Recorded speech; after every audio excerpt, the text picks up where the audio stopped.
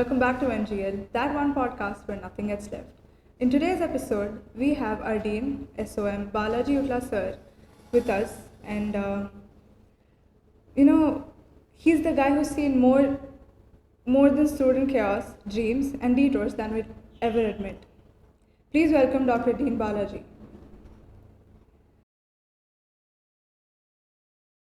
Sir, our podcast is divided into a few segments, and in the first segment, it's called the first thought. We are going to ask First what? first thought. Thought. So this is a rapid fire round where I will give you a few words, and you will have to tell me your first instant thought. The first word is Anurag University. Happening place. Students, Future leaders. Satyam, Great organization.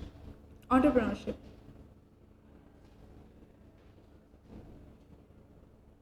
Exciting. friendship, What's life without it? pick one, sir.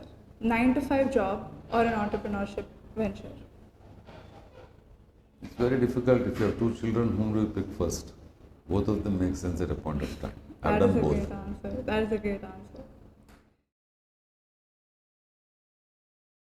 No one really knows who you are beyond the stage.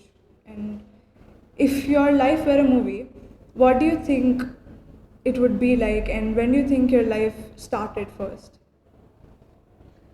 Probably the first time I got a slap to cry as a baby. I mean, we wanted to know if it was, what was this turning point in your life? Was it graduation? Did it start when you, got your first investment? I don't think I'm not a very what do you call a person who looks at superstitions or specific things. Every day in your life, every moment of your life is a celebration. So, turning point. There are multiple turning points. There's not one. If you had to mention something that is Not one, multiple things.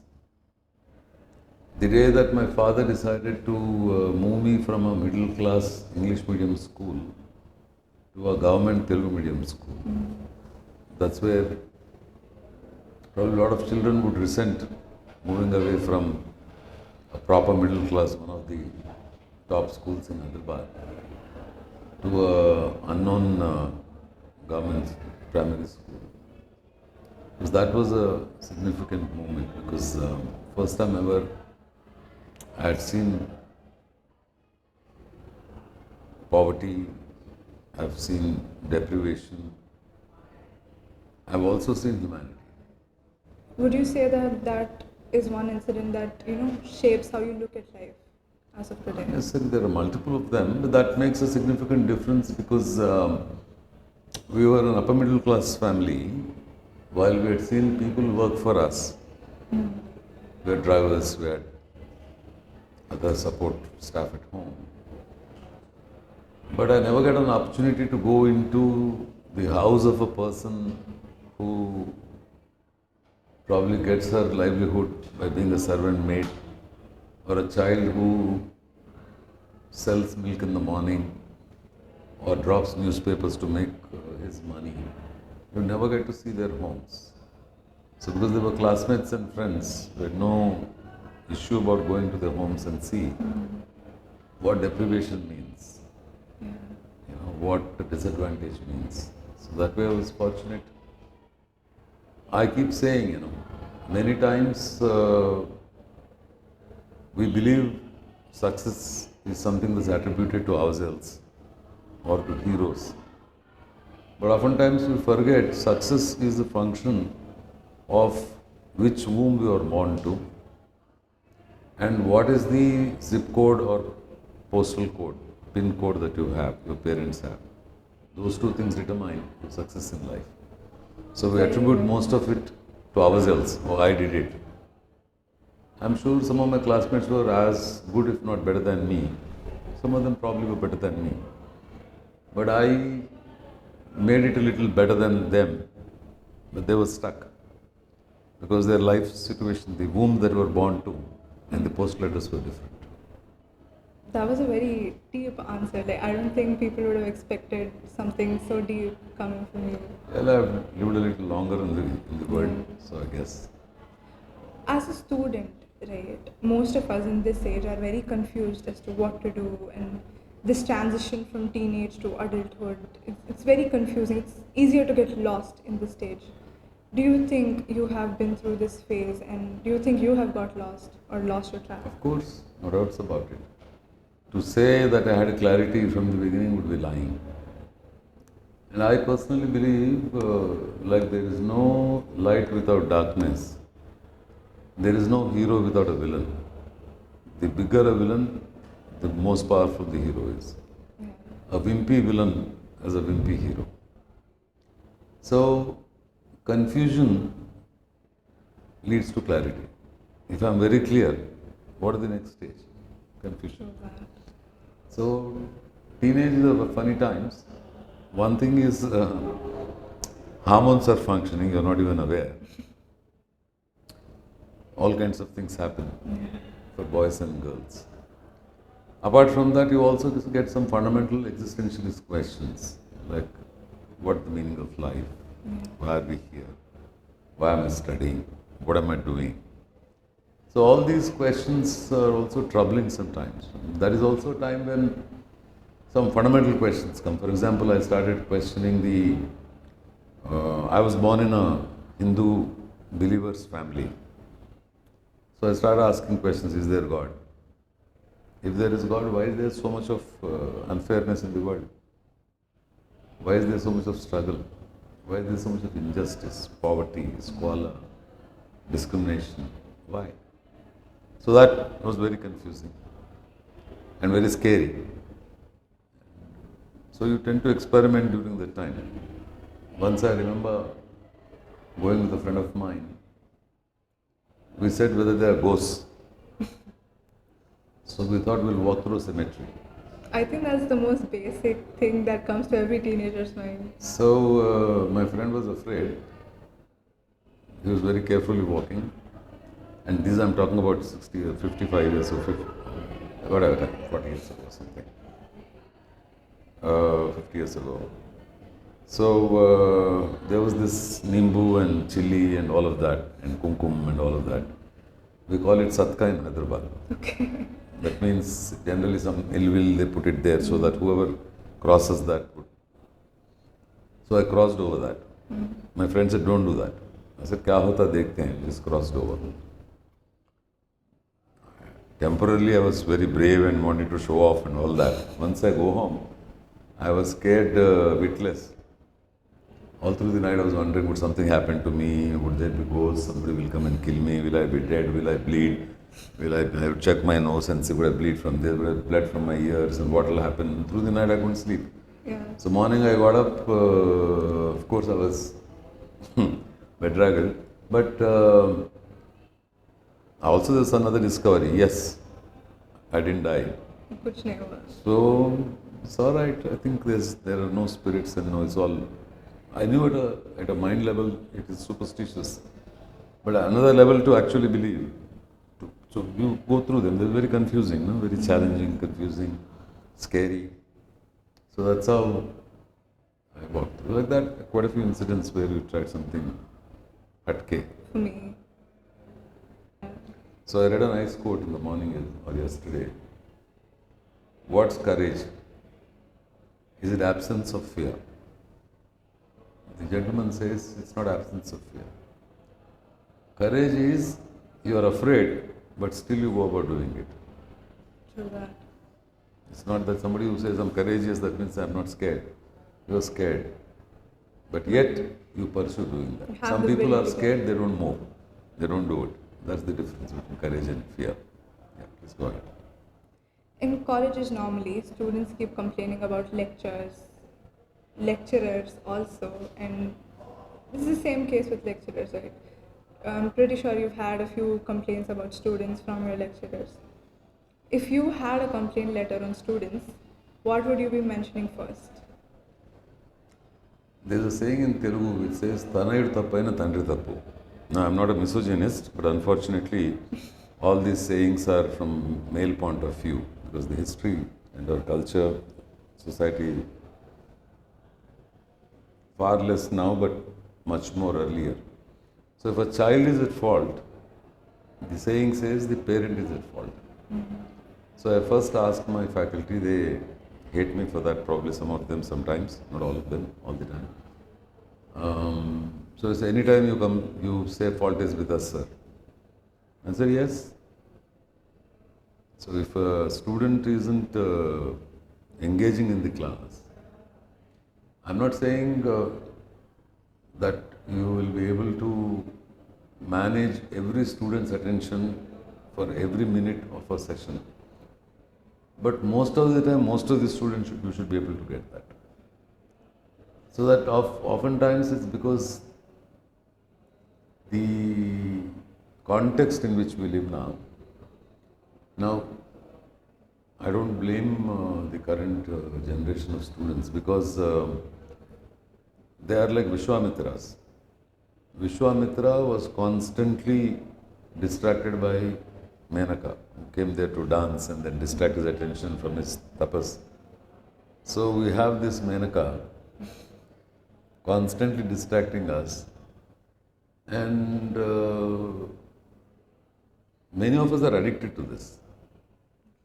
Right? I don't blame you. Many of us also in my age group. Some of my senior colleagues have spondylitis. So I tell them, stop watching your mobile, or buy yourself a stand where you keep the mobile at your eye level so that you don't have to bend and look like this most of the time. So next generation, probably all of us would have necks bent like that. Like we had ape which had like that and we became straight. So that's what would happen. Anyway, lighter vein.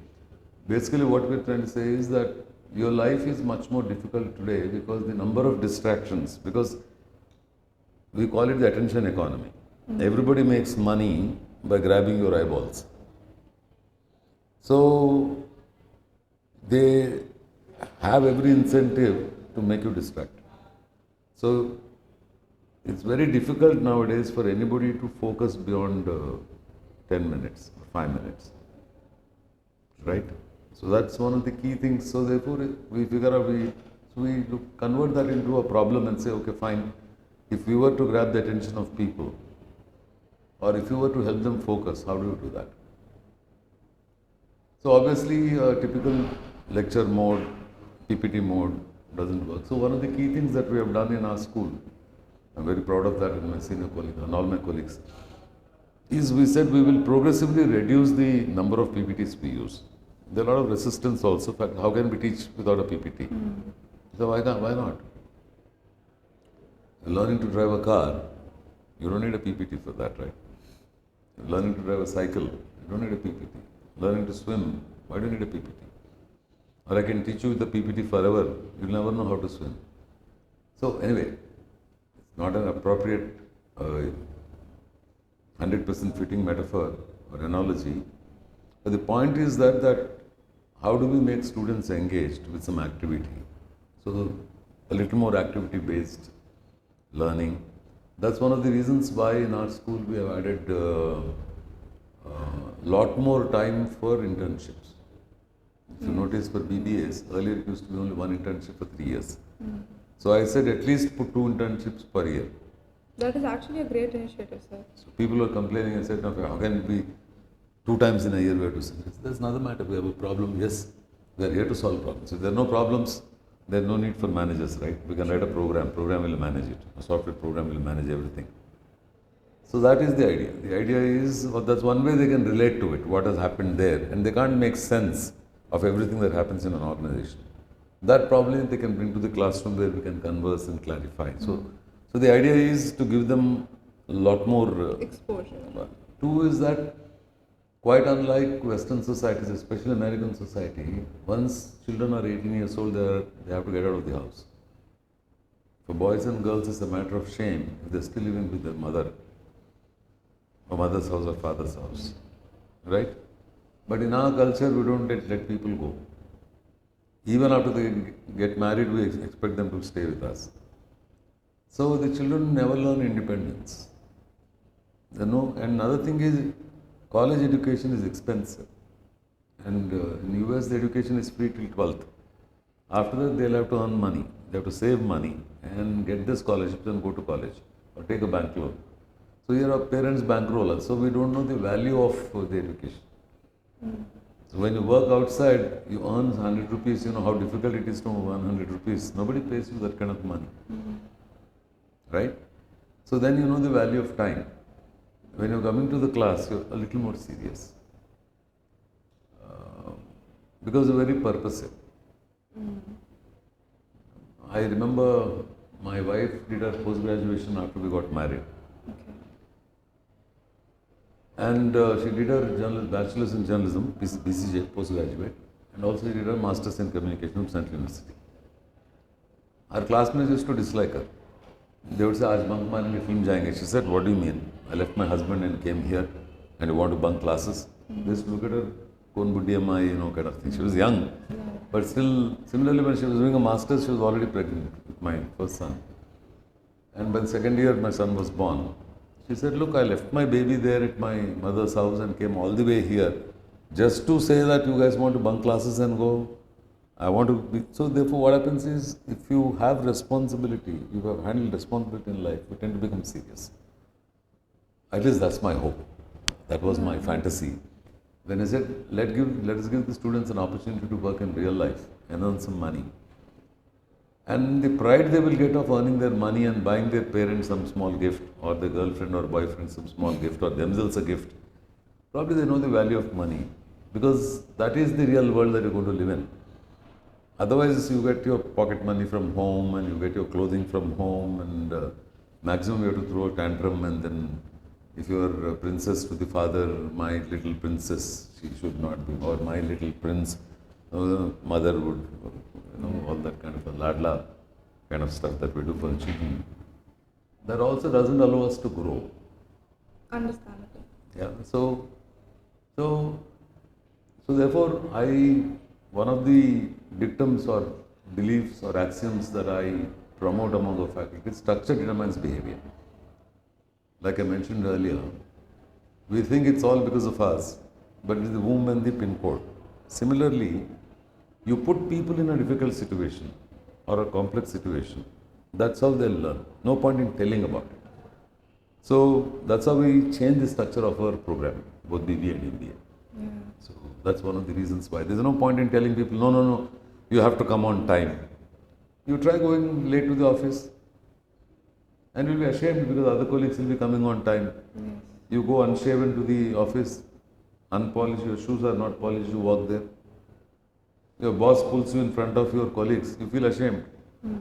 Then, that we can't tell. No? Yeah. You can tell, no, polish your shoe, comb your hair, cut your nails. All of this you learn the industry, and colleagues will teach, hopefully.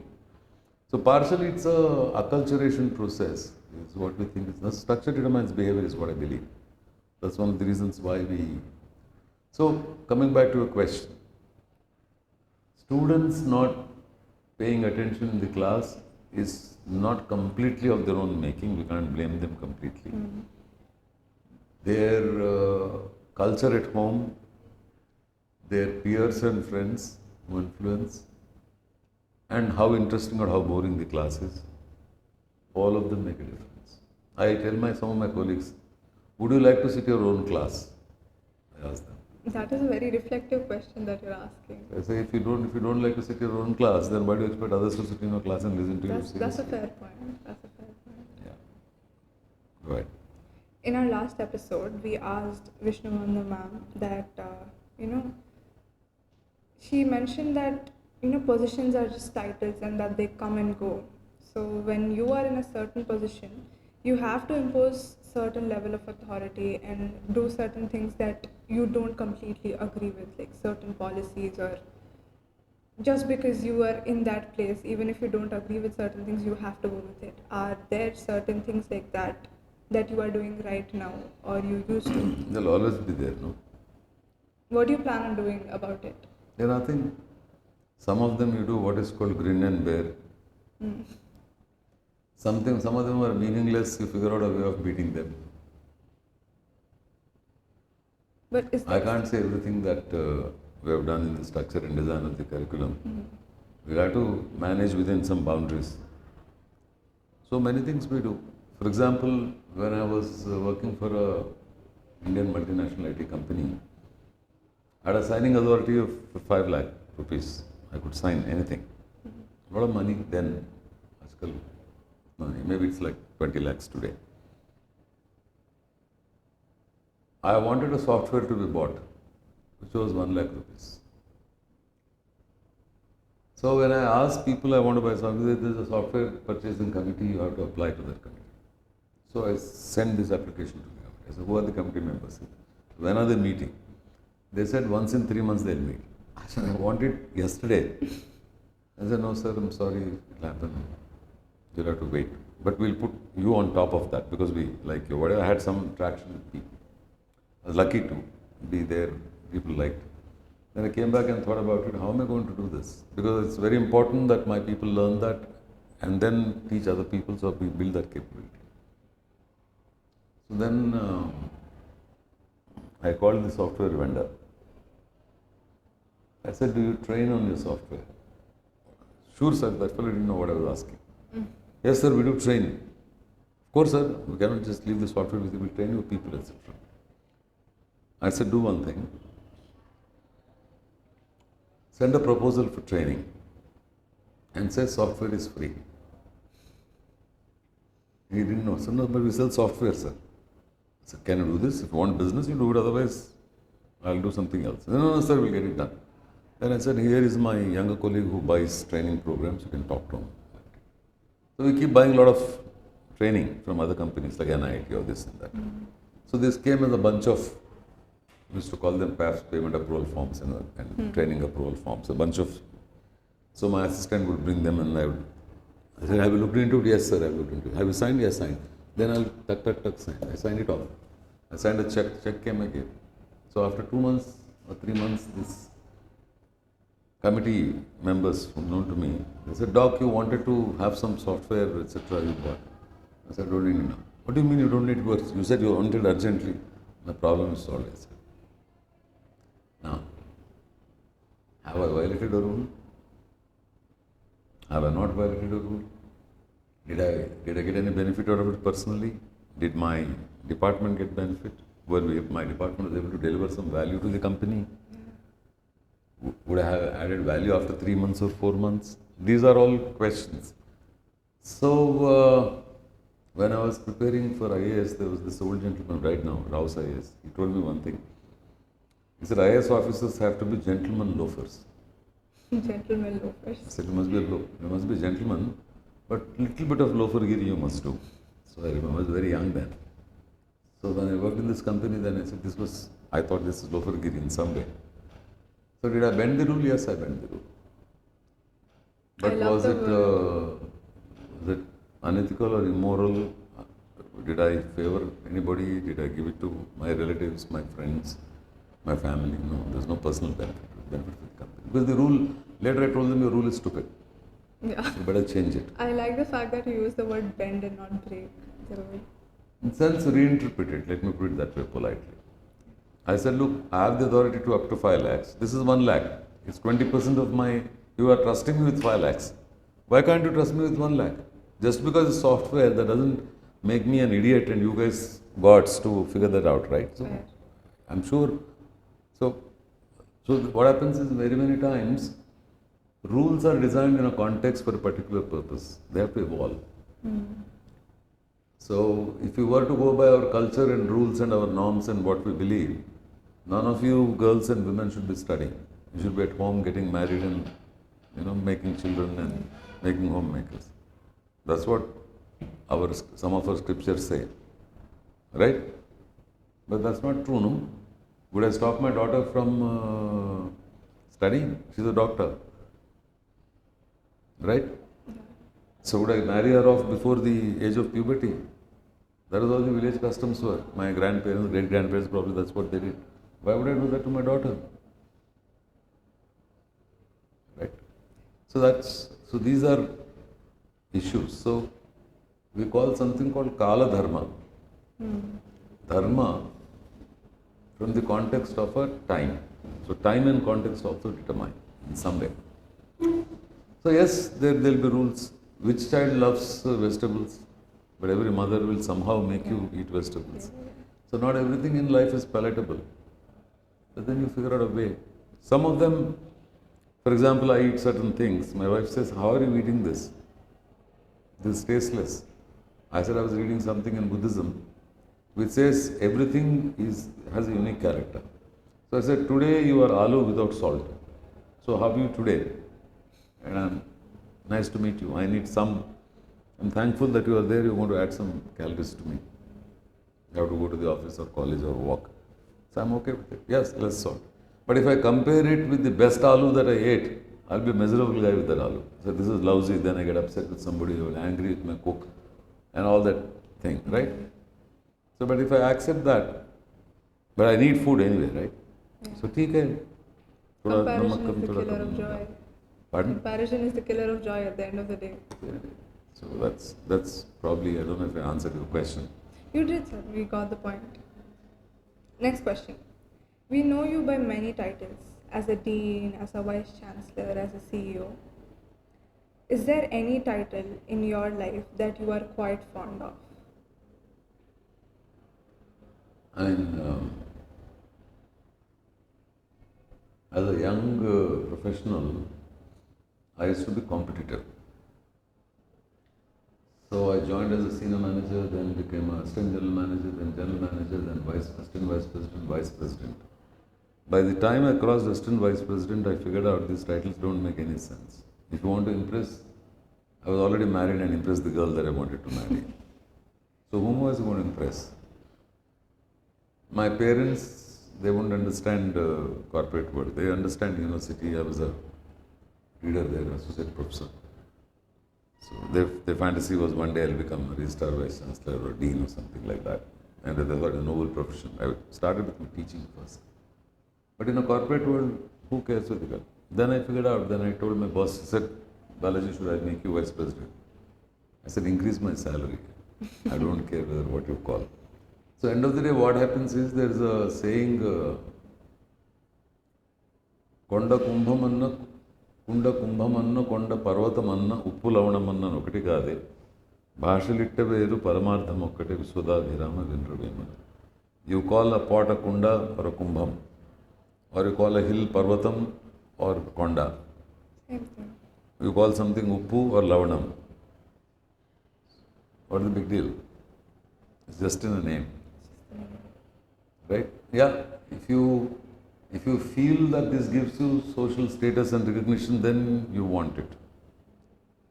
As of now, as of today, are you in a place where you're craving that status in life, or? I think if I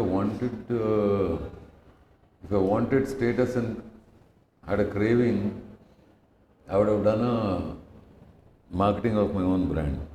You would have seen me in social media a lot more. I would have published book by now. I would have had a Facebook. I would write every day. You would find my LinkedIn profile with 1,000 articles and 100,000 followers and all of that. What's stopping you from doing that? It will be unfair to. I'll be lying if I say that if I don't like recognition or centrality. I do. But I do it from people who matter. But general janta, how does it matter? Fortunately for us in my family, my wife is more popular than I am. She's a television writer, director. So probably your mother or your aunt definitely would know her serial. Her name is Bindu Naidu. You definitely would have seen serial like Mogali Rekulu and all. It's coming back in ETV, I'm told now, 4th run or something, rerun. Promoting the wife's work. So, no, I'm not promoting. I don't have to promote. She can promote me. I can't promote her.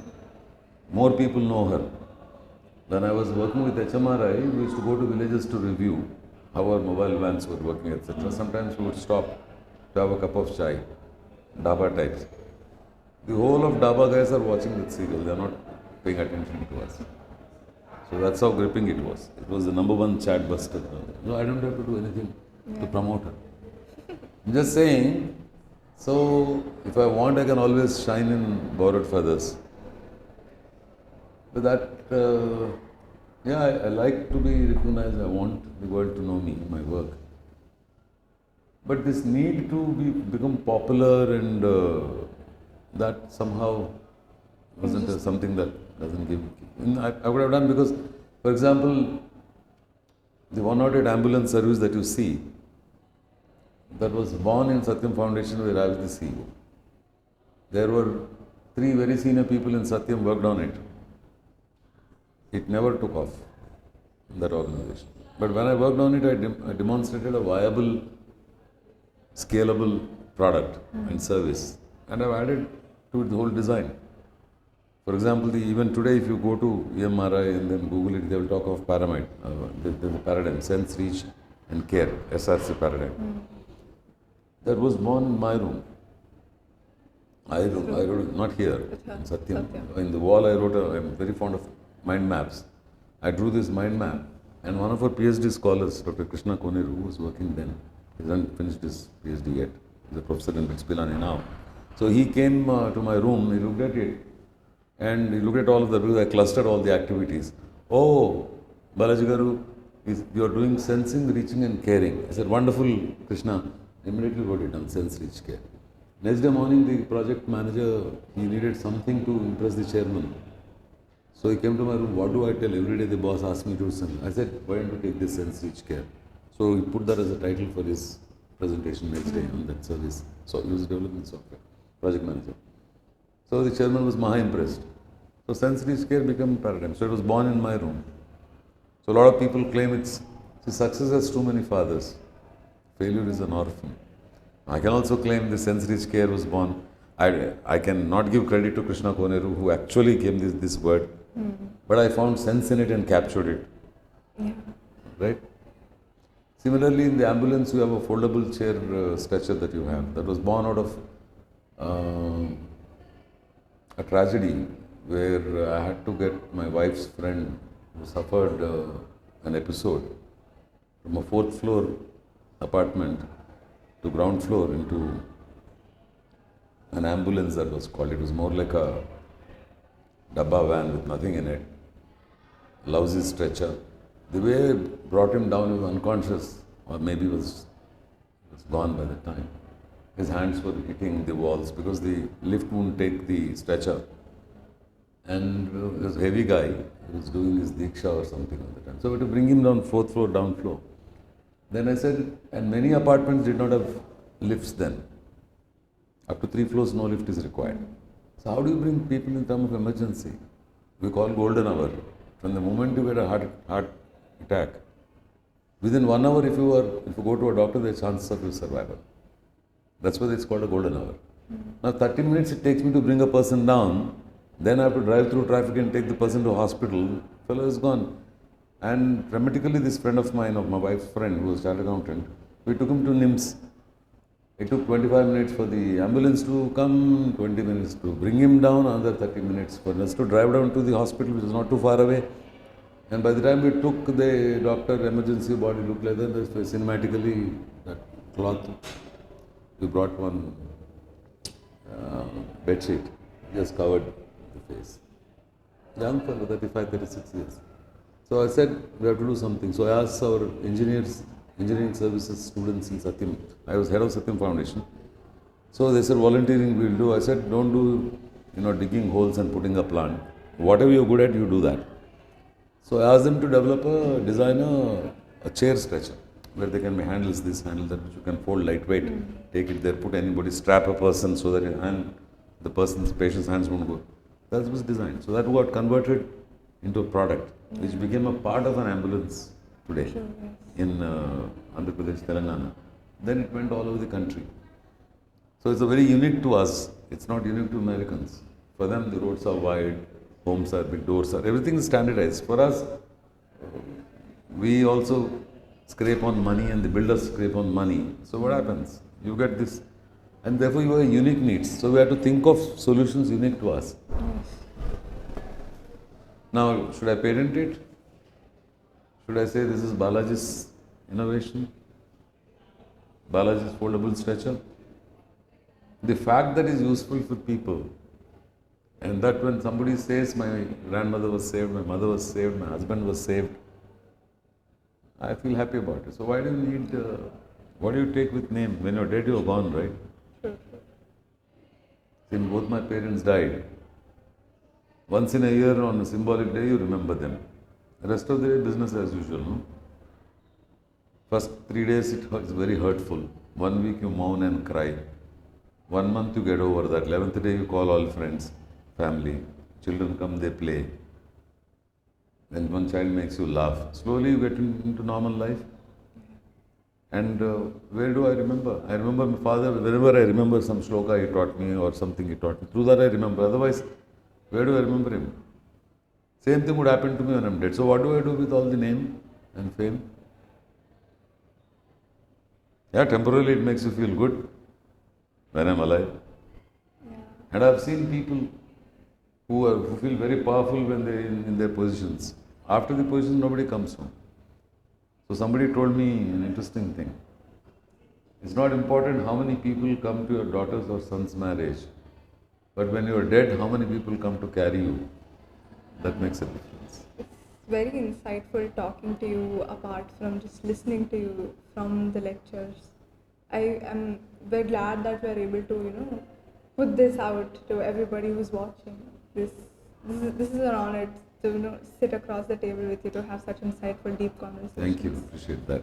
Appreciate the opportunity. This is a slightly, in general, a funny question. Our society runs on first impressions and we judge people too quickly. Yes. Yes. You're like, okay, we can take this as an example, right? For everybody else who's not in this room right now, at least, it's like, okay, Balaji sir, Dean, there's this certain aura that you carry, there's a stereotype about you. Do you have certain stereotypes about people and have you gotten to know them better and did that make you laugh ever? No, I think to say that one doesn't have stereotypes, these stereotypes have a negative function and a positive function. Stereotypes simplify the world for you. It's like a rule of thumb. The rules don't work all the time. But they do also sometimes bite you badly. I do remember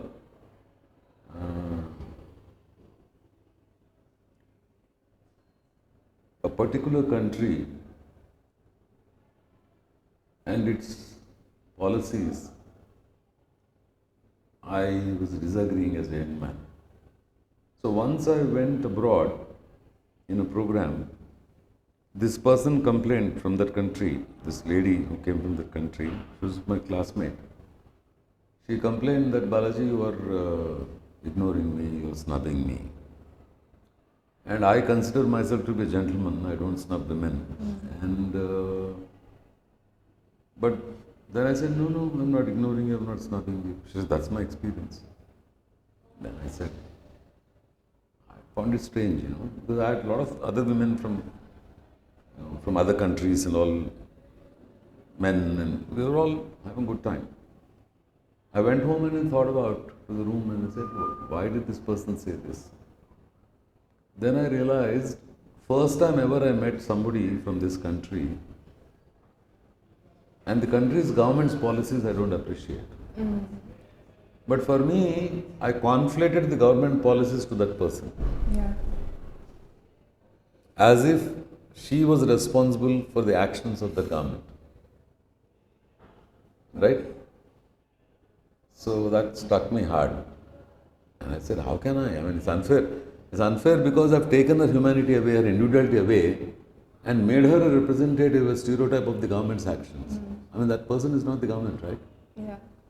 So fortunately, I had the fortune of meeting her again because we were there for a week. Imagine it happened on the last day of the program. I couldn't say that, I would have been miserable. Then I met her and then said, Baba, and my apologies. I know what I did. Not consciously, but this seems to have happened. And that doesn't condone my behavior. If you felt snubbed or rejected or something, my sincere apologies. So then we became good friends and all of that. It's a different issue. So that same thing happens to all of us, right? We conflate we find a criminal from a community, we criminalize the whole community. Right?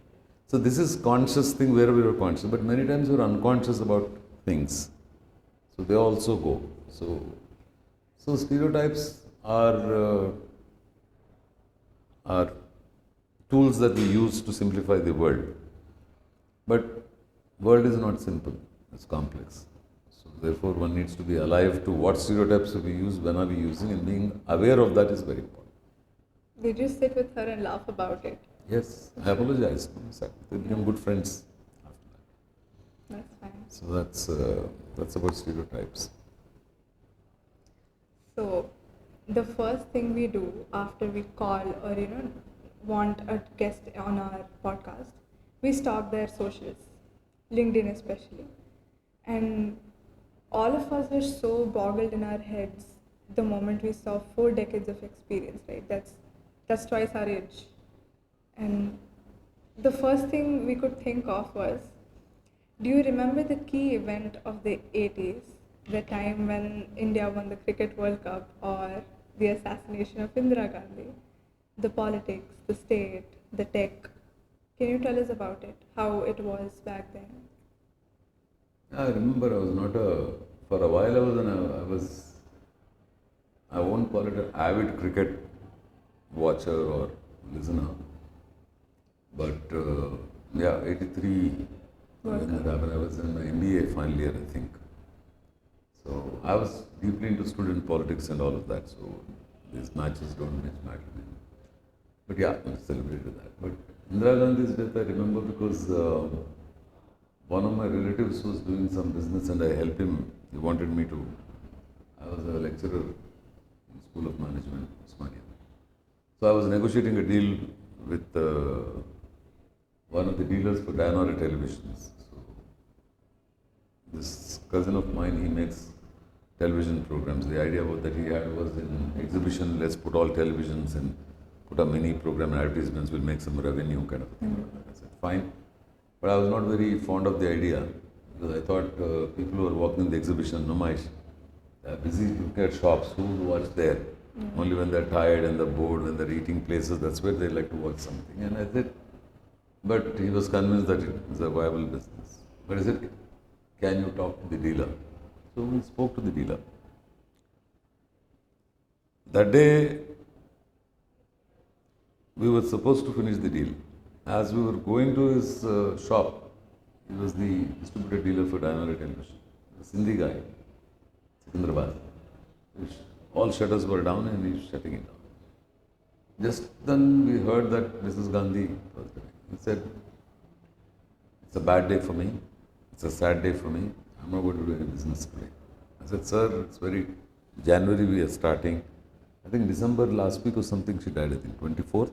Not sure. So check that out. It should be December sometime. In January was the exhibition starting. We had to take these televisions, make stands, install. He said, I'm not going to do any business. First time ever I saw somebody who was such a fan of Mrs. Gandhi and was willing to, and these guys are business people, Sindhis. He said, no, she's a great woman. I'm going to not do any, I don't want to talk anything at all, no business at all. So we were in the opposing camp of Mrs. Gandhi then. Some of my friends used to sing a song. Indira Gandhi, Karuvuku Nandi, Hitler Vara Surala Yama. So that she's something like supposed to be because of emergency and all that. Yes. Students' politics used to be. Anyway, I remember that. But when you're young, many things you look into black and white. But you won't get a nuanced view of the world. So everything is right and wrong, good and bad, black and white. But as we put some years behind in our life, we tend to see life is a little more complex. No human being is singularly Good or bad. great or singularly bad. So that's quite a few events that happened. One good thing that I can talk about is I'm fortunate to be in a generation where I've seen telegrams sending telegrams, receiving telegrams, waiting for a phone call. We used to call trunk calls. You have to book a call and wait for it, and near a phone. And when the other person is connected, you get that. So from that generation, where people were, I mean, I didn't do that for my daughter, but definitely men were doing for their daughters. The moment a daughter is born, they used to book a Bajaj scooter or a Bajaj auto, because it would take 6 to 7 years or 8 years for you to get your scooter. It was a license rush. You got a Bajaj scooter, you give it to a son-in-law, he's happy because he has to wait for 7 years to buy a scooter. So the scooter is ready. They would book a gas, they would book a telephone. Okay. So son-in-law, you give different things, no, like dowry or whatever. So one is gas connection, two is a scooter, right? Third was telephone. So from that generation to I've seen where car sellers or scooter sellers would come to your house and give you a test ride on a Sunday. Yeah. That's a huge transition. True. Where you have to wait for 2 years to get a phone, 3 years to get a phone. You just go out and then buy a SIM card, you put your 10,000 rupees, it's done. By the time you go home, your SIM card is working, your phone you're on. Right? So technology shift, I've seen that. I've seen writing letters to my wife when I was studying at IIM Ahmedabad. So second year of my marriage, I visited IIM Ahmedabad. So, well, it was a, what do you call, non-arranged marriage, let me put it that way. So I was missing her and she was missing me. And the telephone calls were very expensive. And I had to wait there. I was a student there. So I would write letters, nice. I would go and buy some nice, fine yellow tissue paper, and on that with handwriting carefully. You made it bad, you cut it off. Again, you write very nice handwriting, put it in a cover and post it. She would wait for my letters, like old films kind. And she would send a letter. I would wait for the post office. Any letter came today. But the only way you keep in touch. Yeah. So if I feel like something, I write a small poem and send it to her and like that, stuff like that. So from that generation, now take a video, call my wife on a video call, you want to look at her, you can talk to her. Yeah. My daughter is in US, we want to talk to her, just do a video call. Yeah. So see all of this, this is all tremendous shift in technology and things like that, isn't it? I think this conversation is going to go on a little longer. For my next question, it's a follow-up. With the level of experience you hold, it's definitely you've met like countless people, right? And you've seen a shift in work ethics. So what would you say, how has it shifted, and would you prefer it to go back to how it was? Or is there any changes that you would make? Telugulo సామెత ఉన్నది, చచ్చినోడు కళ్ళు చారడేసి అని.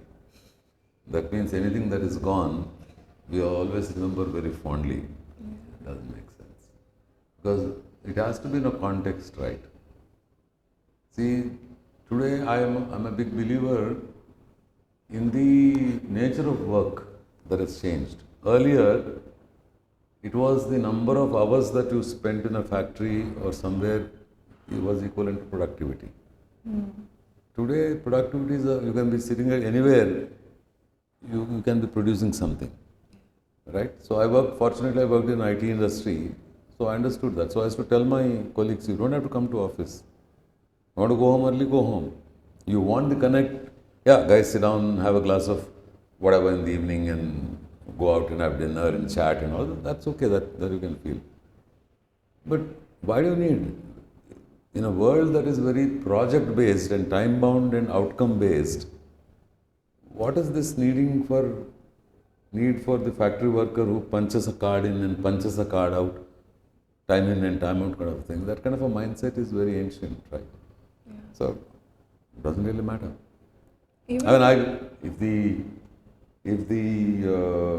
there is progress in the country's education rules, I would like students to come only 3 days a week.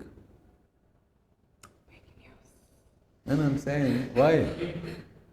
I mean, if you learn what I expect you to learn at home, right?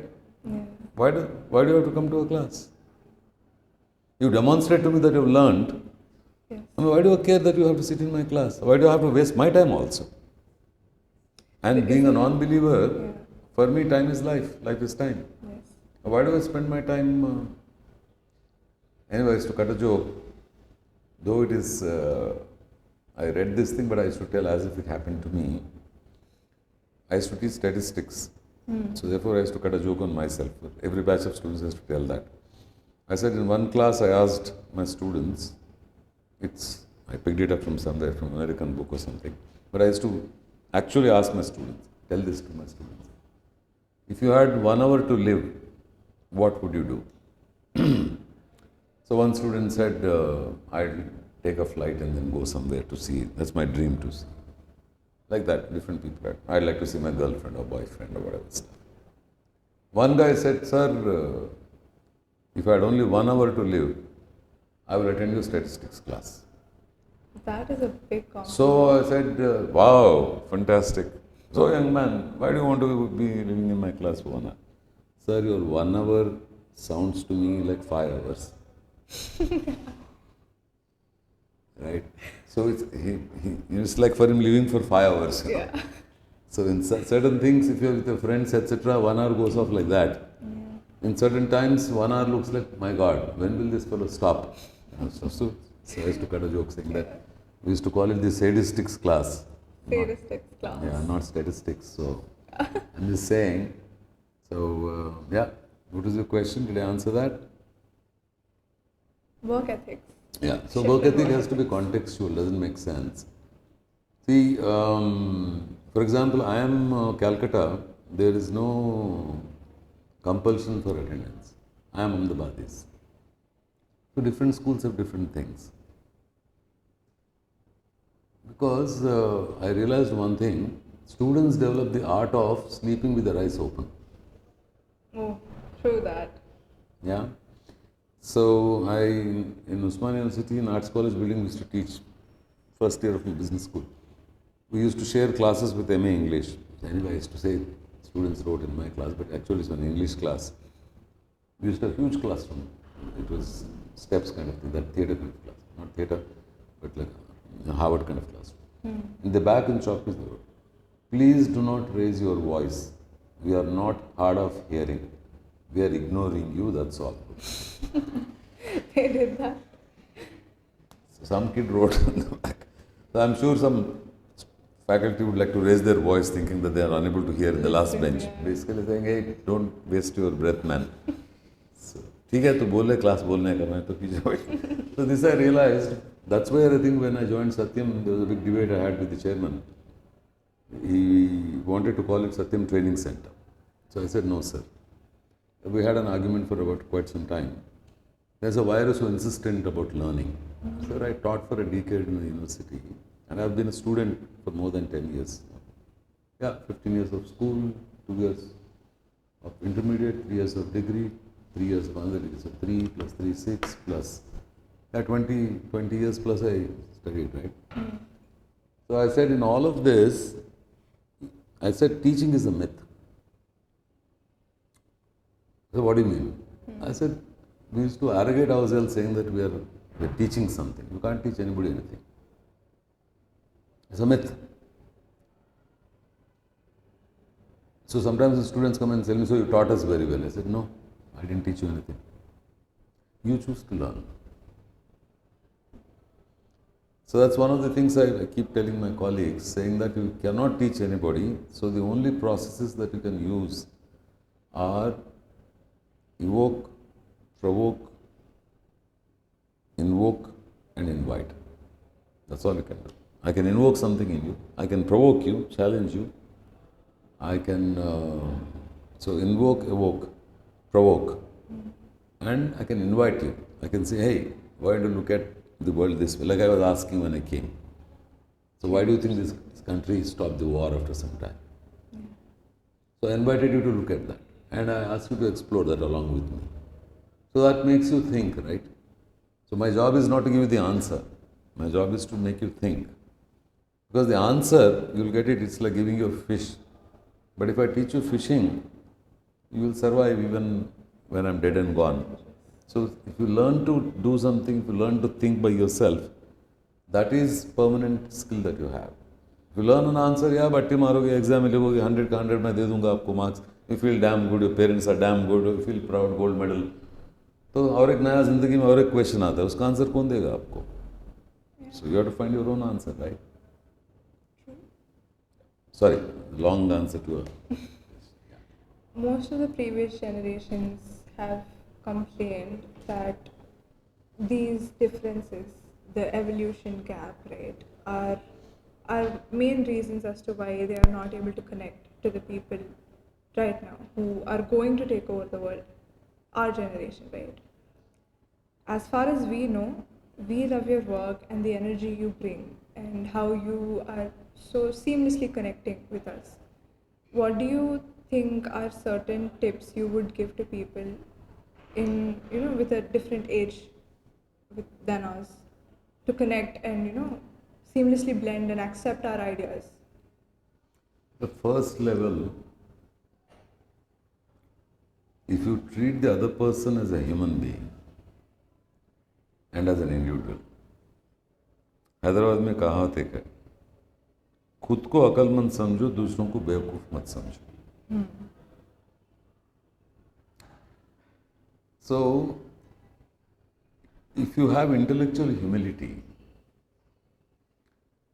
anything and everybody can teach.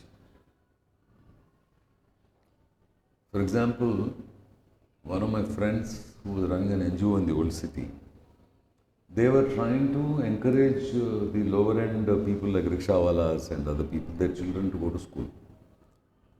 तो बेचारे को ले जाके school में भर्ती किया.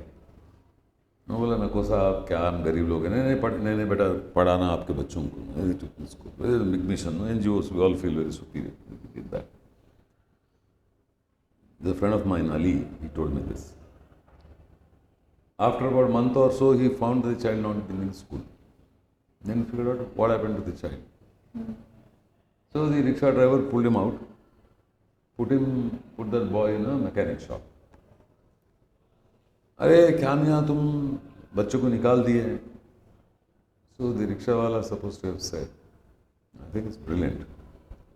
साहब school में बच्चा पढ़ता लेकिन सीखता कुछ नहीं. यहाँ कुछ सीख लेता, जी लेता साहब. सही है. So that's wisdom, no? That fellow doesn't have a PhD in philosophy or something like that. Yeah. He knows hard knocks of life. So he knows his son passes 10th class with some second class. Nowadays we give everybody first class or whatever. We don't detain anybody. Whatever stuff. I don't give much credence to the marks. But बेचारा उसको English नहीं आता, उसका social context है, वो intermediate कुछ करेगा, वो ना बाप का काम करेगा ना खुद का उसको नौकरी मिलेगा, वो बोझ बनेगा सोसाइटी के लिए और खुद के लिए, फैमिली के लिए. और शाम को उसको मोबाइल का डेटा चाहिए, उसको मोबाइल चाहिए, उसको नहीं तो सिगरेट चाहिए, सिगरेट के पैसे, दारू के पैसे चाहिए, दोस्तों के साथ जाने के लिए पैसे. Now it becomes unproductive member of the society. So when that man had the wisdom, he's saying that, it's unfair. We don't know if the child had the potential to become Einstein, we don't know. But the parent thought is unlikely. So each child, by the time 5, 6 years, 7 years, 10 years, he works in a mechanic shop, he will become a decent mechanic earning 30, 40,000. End of the day, most of the engineers are that same thing, no? Yeah. Some of them will earn 30 lakhs and 3 crores and 300 crores, but there will be 1 in a million, 1 in 1 lakh. Most of the people will start with a 3 lakh job, and that fellow gets a 3 lakh job, he'll get शादी हो जाएगा, उसको बच्चे हो जाएंगे, next generation. So that's what the rickshaw wala thought. Definitely better than him. है ना? तो पढ़ना सीखना, you see the difference? Yeah. That's something. So we not necessarily learn from all books and our wisdom, we also learn from young people. Many times, you guys will be smarter with technology, you are digital natives. For you, technology is like second nature. For us, everything has to be learned, everything is something new. When I get stuck, I call my children. I say, he said, Dad, I can't even do this. Ding, ding, ding, they'll do that. Right? Yeah. So it's like that. So, young people, when you are in connect with them, you feel young. At least you can forget that you're growing old. Sir, this is going to be the last question for this segment. through life, I'm sure you've gone through your ups and downs, your बहुत धक्के खाके आए होंगे wherever you are right now. What do you think is your purpose in life?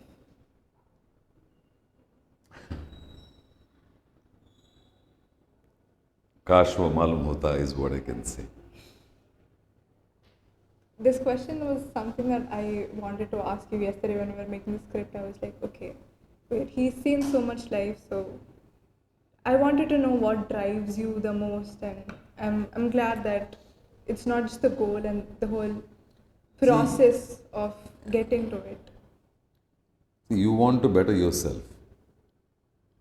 If you look outside, you'll become miserable. If I compare myself to Amitabh Bachchan, I can never become Amitabh Bachchan. I'm 5 feet 6 inches or 5 feet 5.5. That's it. I'll never be as tall as that.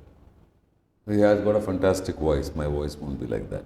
I wouldn't say that, but I'm saying, or I want to talk like Morgan Freeman and this type of acting, may not be able to do that. But these are all, you look outside, then there's only misery. Look inside, there's less misery.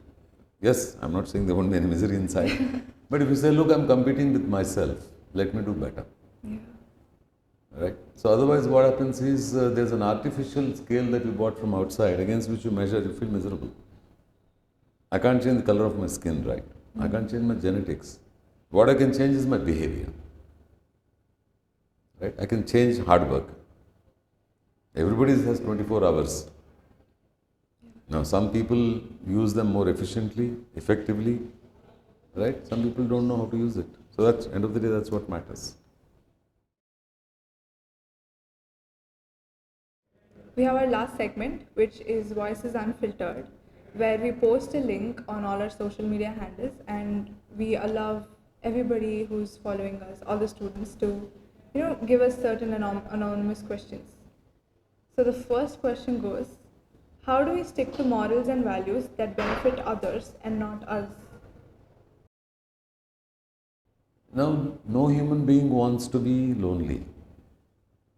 Sometimes you say, leave me alone, I want to be alone by myself. But you want to connect with human beings, right? So compassion is important. Compassion towards yourself or the others? That's an important thing. You ask yourself that you are also a being as much as others. Whenever I do teach meditation, I say let compassion flow towards all the friends and people and family around you. And part of that compassion come towards you as well. Right? So you're also part of the human being, right? So be compassionate to yourself. So that's one thing that I keep telling people, the subtle difference between being self-centered and selfish. Every organism is selfish by definition. You try to kill an ant, it tries to run away. It wants to survive. So nothing wrong in looking after yourself. But wanting to be a center of the world and everybody serving you, that's not the damn thing. So there's a difference between selfish and self-centered, between narcissistic, right? And the other side is becoming slavish.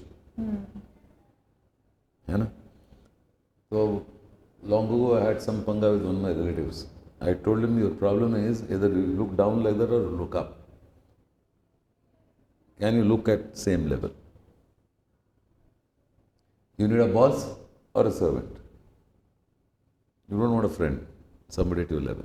Ativrishti, anavrishti. So, no, Ativrishti, but basically leveling, So can I look at other people at the same level? Then looking down upon them, or they're more powerful, yes sir, kind of become a slavish kind of thing. No? So either become a master or a slave. But you're supposed to be an equal person, right? So similarly, look at yourself like that. Yeah. The other question is, this is a common question for everybody who's coming in very, from the transition from high school to college, right? How do you speak and present yourself with confidence in public? There are two things. One thing is an interesting one called fake it to make it. You fake it, you start believing that. The other one is confront your own fears. So half the time, తెలుగులో సామెత ఉంది, కొట్టినందుకు కాదు కానీ తోడుకోడు నవ్వినందుకు కానీ. So we are always looking the world from the point of view from outside. What would other people think? Other people, doesn't really matter. What you think is very important. But the point is that we believe in this CBT, cognitive based therapy, in a way that we put you in a context where you practice it again and again. So after some time, it's no longer relevant for you. We demonstrate. You must have seen. Have you gone through confidence course here? Not yet. No, not yet. Check with your seniors who have undergone that. Sure. And MBA people. In 3 days, people who could never speak would not stop speaking in public. I'm not saying private. On the podium. Before 150, 200 people. So that's the difference. So there's no point in telling you, oh, you must be confident. No. We say, no, nothing doing, go stand there and talk. So you overcome your fears. The best way to confront your fears is to live them. Have you read Harry Potter? Okay. So there is one thing that happens to this character.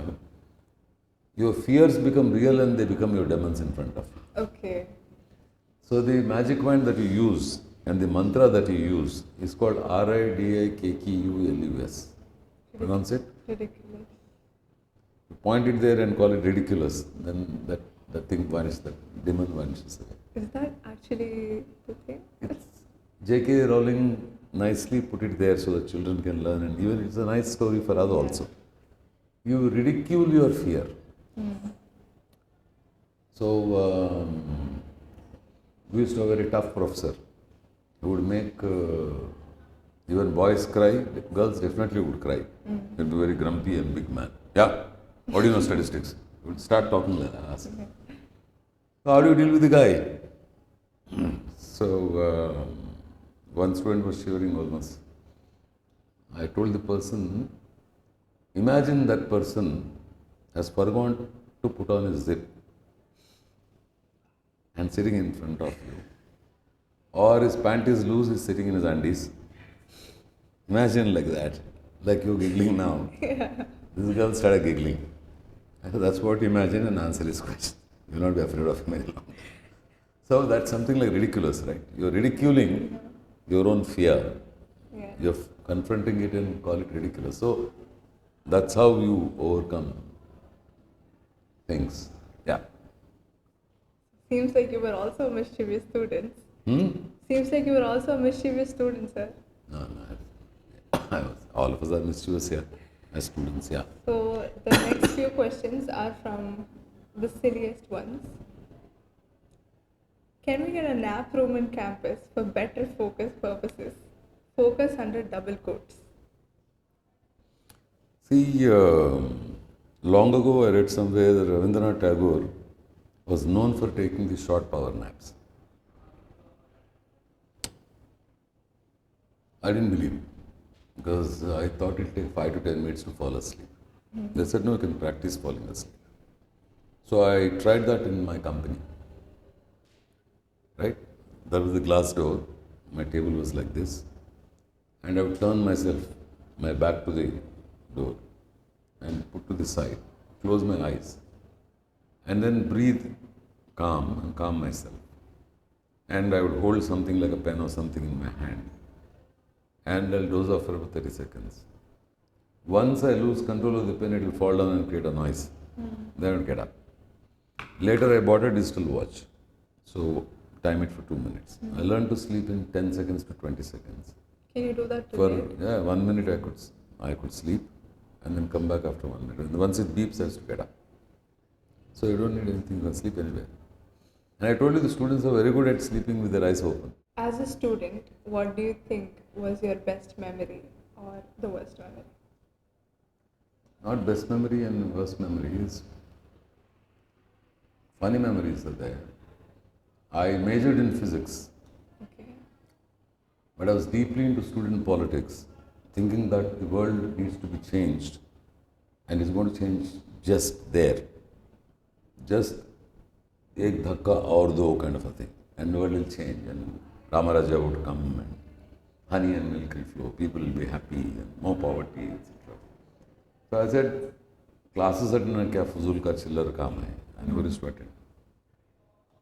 So what happens if you don't attend classes in physical sciences? You lose. You fail. So I was with this, all hang around friends, no? Look at the results board. This guy is from Godavari, so it's a typical Godavari accent. And I was known as a Hyderabadi fellow, so, little that they would look at me, Hyderabad ka banda hai, iske dost hain, katte katte aate jate rehte, all that stuff. And student politics and Jai Jai bol ke, no bol ke, chal be na, like the Bengalis say, slogans. So, aisa dekhe, board dekhe, the natural self, suddenly he made a comment. You have to redo, physics major and physical failure, he said. So that was my number. So I said, Nene boss. He said, sorry, na, unko do kinds. I said, Are, so you're majoring in physics and you fail in physics. It's very funny. Yeah. So it's both funny and sad because I failed. Because you don't attend classes, don't know anything, you know nothing to write, you don't write in the exam, you'll fail, no? Right? So, like that. So situations are sad and funny, both. So, even now he laughs, he's become a banker. The other day he came to the campus and I said, do you remember you said this? Anna, you said the truth, right? But I never used to, and he also said one thing interestingly, but you never used to miss your lab classes. Enduku atla ani? I cannot create a lab at my home. But books I can read in the library. If I miss now, I can write the next time and pass. I am confident about it. But lab I never miss. So I enjoy doing the experiments and all of that. Right?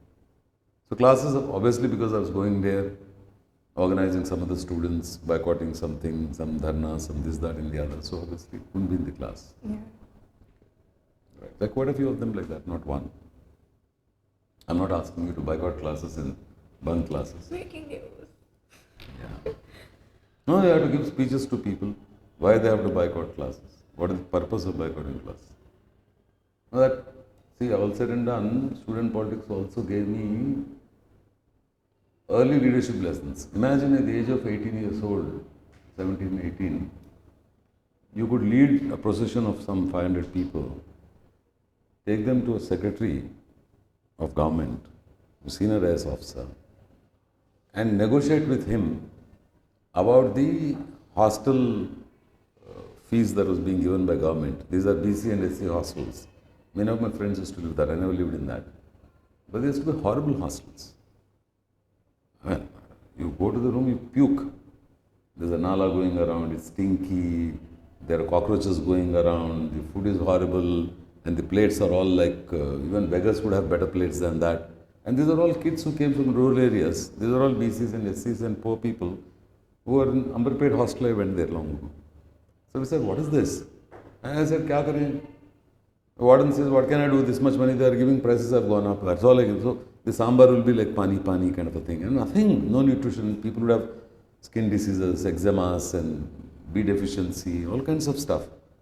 So then we created a dharna and other things and then mobilized people and went to the social welfare department and spoke to secretary and then it was, I don't know what it was, 75 rupees or something per month. I said, we should make 125. Well, I don't remember the numbers now, but to be able to talk to a significant other who's head of a department in government, that's great training, no? I would rather learn my physics right with the second time than miss out that opportunity, right? The other question says, what was the most rebellious thing you did as a student? Rebellious? Quite a few, not one. But one thing is for sure, I was learning sitar in a music college, government music college. And great man, Nukalajin Satyanarayana was the principal. And he's a Hindu. As soon as he came, I heard him walk around the stage. A large parking place, open area, and there's a stage kind of a thing, principal's room. and tabla room, mridangam room, and in the back sitar and all that. Ramkot College. Walked in. We were there. I just finished my class, so waiting for that. We hanged around there. He just took over. So some new kid, sir, this is the room, sir. He looked down. ఏమిటిది తుర్కల college లాగా ఉంది ఎక్కడ అమ్మవారి పటం లేదు he said that and I took offense to that. Then never in the history of music college there was a strike, so I created an association of students of music college.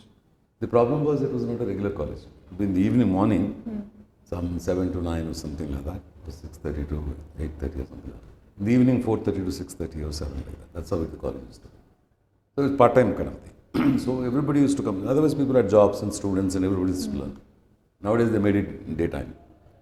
So I mobilized all of them on a Sunday in a park in Koti, and there was a gentleman who used to play veena. The guy was big and then big mush and all that stuff. So nice guy, Telugu fellow. So I pushed him in front. I said, "Tu President Banja, मैं तेरे को support करूँगा." So he loved that centrality. So he said, yeah. So then I gave a speech and said that thing. I think he will be the president and we are all there and we will raise an issue. So we went to the principal's room. A great man, Mukula, he's a great singer, fantastic, great man, no doubts about it. I've touched his feet today, he was alive. But वसूल का बात था. I said, this is a government college and government is secular. So how can you publicly keep goddesses and gods photograph? Whether Venkateswara Swami or Amavaru.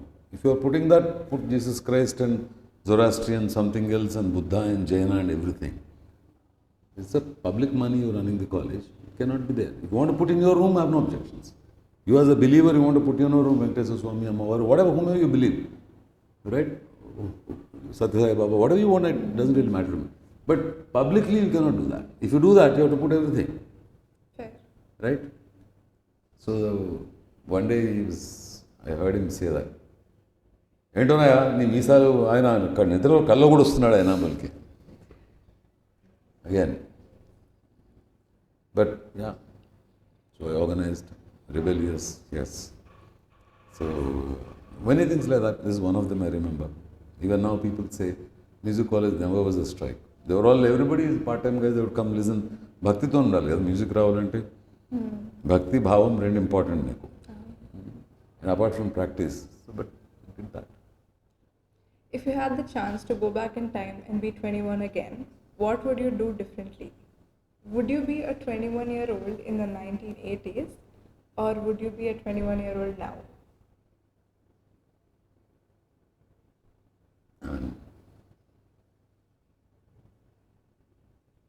I wouldn't have any, then I would not be married to my wife. I wouldn't have my wonderful children. I feel like, everything comes back to your wife. I feel like you're such a romantic person. Not much, but I'm saying, imagine, have you seen this, this my wife told me, there's a guy called Asimov. You read his books? No. You should read. Isaac Asimov, he calls it the butterfly effect. They go into future time they're living, and one guy reads somewhere that long ago people used to hunt animals. So he wants to hunt an animal. So he says, I want to hunt an animal. So somebody says, you can't, there are no animals left. So, but when some guy says, okay, we have a good idea, we have a time machine, you can get into the time machine and go back in the time machine. You'll find animals. But you'll have to walk on the path that hunter went and take that gun and shoot that animal at that time. Nothing you should do different. Never cross the path, go away here. He agrees. He goes. He hunts. While he's coming back, he just loses his balance and steps aside, puts his foot on a butterfly. And the butterfly is dead. We said, oh, oops. So that's a butterfly. He gets back into his time machine and comes back. By the time he comes back in time, the opposition leader is in power. He is the president. History changed. One butterfly did. So that's my worry. If I'm 21-year-olds now, what is the guarantee I'll have my wife and my children as my children? True. So I would rather take it what I had then. I know it's an interesting question, but I guess I have no clue. But I think it's tougher to be 21-year-olds today than it was when I was younger. So life is a lot more complicated now, a lot more uncertain, a lot more challenging. It's challenging and exciting as well. But would I be somebody different today? I have no clue. Difficult to answer that question. End point, you wouldn't have your wife. Pardon? End point, you wouldn't have your wife or children. Yeah. Yeah, I wouldn't have these children that I have now, and she wouldn't have me as a husband, both ways. No? Yeah. Maybe she'll be happier, I do not know, but I don't think. But in any case, so life would change, just like the butterfly thing. Yeah. You know. So it is a hypothetical question, so I don't want to give a hypothetical answer. Yeah. This one is a bit skeptical. One of the comments said, "Hello sir, during the hackathon event previously, you mentioned that MBA, BA students have a prospect of 7 plus LPA packages, but we are currently struggling for 4 LPA packages. Why is that so?" Yeah, that was my fond hope, and still my hope since we have not placed all of them. I've asked some of my professors of practice to talk to their friends and find jobs, and which give around 7 lakhs. I said, don't look for anything less than 7. It doesn't mean everybody will get 7. It's possible somebody will get, if you look at IMs, somebody gets 4 crores package, somebody gets 40 lakhs package. So there's a significant difference. That also depends on the student and the opportunities. But I can assure you, actually in the morning, not knowing what question this is, you can talk to our friend Mishra and A.M. Rao. I was saying, guys, talk to all the connects that we have and then find the students minimum. So that 7 is stuck in my mind. So I said, not less than 7 you hunt at least. At least for some deserving students you should get it. But I said, but also it's a function of the economy, right? 2 years ago, did we have ChatGPT? Did we have AI? Did Microsoft was firing people? Google is firing people today. So none of us anticipated that AI would do the coding of human beings and etc. So the economy, and also did we predict the war that is there in the Middle East, and the war in Ukraine is going on, and it was lucky that the Iranians did not block the Strait of Hormuz. If they did that, petroleum price would have gone short to the roof. The economics would have been bad. Not that they're any better now, but it would have been much worse. So I still stick by that word. I think our kids deserve, the good ones definitely deserve more than that. That's my hope. And my colleagues are working at it. Let's see. Touch wood. Who knows? Well, I hope that everything goes out as you plan. Inshallah. One of the comments said, "Your voice had a deep tone that commanded attention and imposed authority. What is the secret? Can we have that as well?" I wish I knew. These are so... Tell that to my wife, she'll be happy. The reason being, I've been bugging her to give me a role to play in her serials. She never gave me. So I said, that's a complaint, public complaint. So then I said, at least give me a dubbing chance. That also she did not give. I said, then I moved on myself one. See, I got an opportunity. Ma'am, from SOM, you should offer sir a role. We have certain rules. We don't let family get into their work. And she doesn't get into my work, I don't get into their work. We're just pulling her leg. Yeah. So, but I have this strong belief that if I need something badly, it happens. That is the only superstition that I have. I think there's science behind the superstition. Sometime later I explain. You want something, you fantasize something, it may not happen. need something bad, it happens. How does it happen? The world conspires to make it happen. For example, you need something very badly. Everywhere will be talking about it. I need this, I need to do this, I need to do this. Some friend who cannot help you, but sincerely believes that you need this, would talk about it somewhere else. Somewhere else. So somebody has a need for your skills or your capability or your whatever, or your idea or whatever. They say, why don't you make that person come to me and then meet? Yeah. And if you're sincere and deep and truly need it, it'll happen. But if you generally want it, yeah, I wish I had $1 million, I wish I had this, I wish I had that. Wishes have wings like that, they just fly away. But you need something. So probably it didn't happen, maybe I didn't need it as much. True. So that's how I look at it. So maybe it's a fatalistic way of saying that, yeah, Andani Draksha Pandu Pullana, or, grapes attitude kind of a thing one can say. But I think you want to do something, you need to do something, it'll happen. Nobody can stop it. Yeah, it may not exactly happen when you want it, where you want it, but it'll happen. So that's, otherwise I'm anti-superstition. We have the final question. We end our episode with this. Yeah. If you had one message to give every student on campus, what would it be? And what is that one thing you truly believe in? It's a tough thing. One thing is, don't ask a fish to climb a tree. I would not ask you to follow your passion. Follow your competence. The other thing is, never underperform your potential. Right? Third thing is, learn to respect failure and don't look at failure as an enemy, it's your friend. Imagine if in your life, some of you who believe in Lalata Likitam, Naseeb and all of that, there are limited number of failures, let's say. You fail very fast. After that only you have successes, right? So that's all I say, because many times what happens is we become crestfallen when we fall and fail.